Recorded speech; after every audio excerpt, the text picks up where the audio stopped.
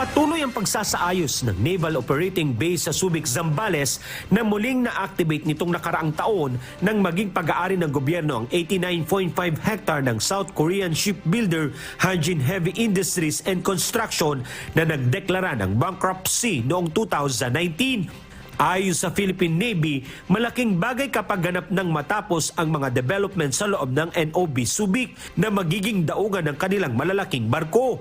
Strategic din ang lokasyon nito na nakaharap sa direksyon ng West Philippine Sea at sa Batanes Group of Islands sa Hilaga at Philippine Rice sa Silangan.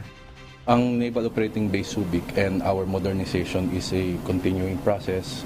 So, all things considered, sir, we are getting there. We are finishing our facilities para lalo po nating mabigyan po ng tamang accommodations and tamang base services for our capital ships and our incoming platforms. Sa pamamagitan aniya ng kanilang modernization program at pagkakaroon ng Naval Operating Base sa Subic na may iba't ibang pasilidad, mas magiging handa ang Philippine Navy na gampanan ang kanilang tungkulin.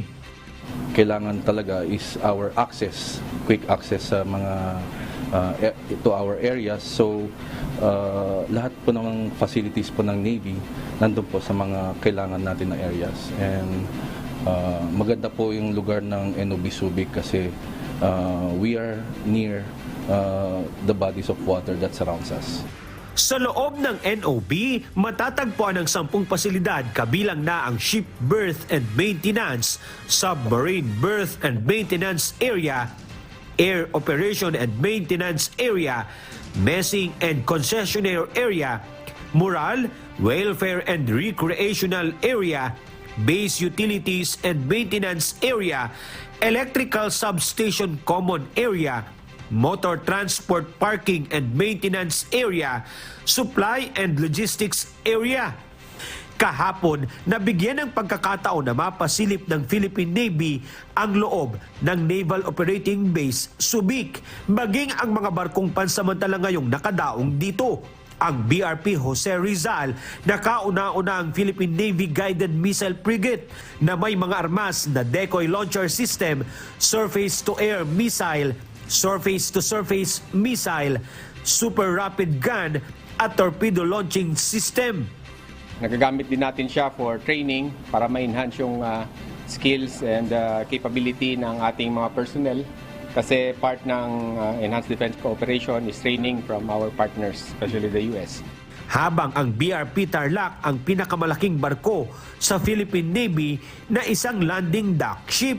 For the past 7 years, marami na siyang naitulong sa mga panahon ng mga disasters, ng mga bagyo.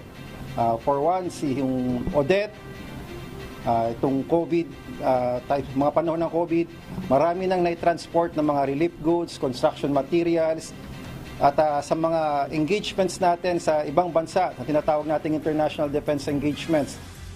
Ang dalawang barko ay may kapasidad na sa pagprotekta sa ating teritoryo.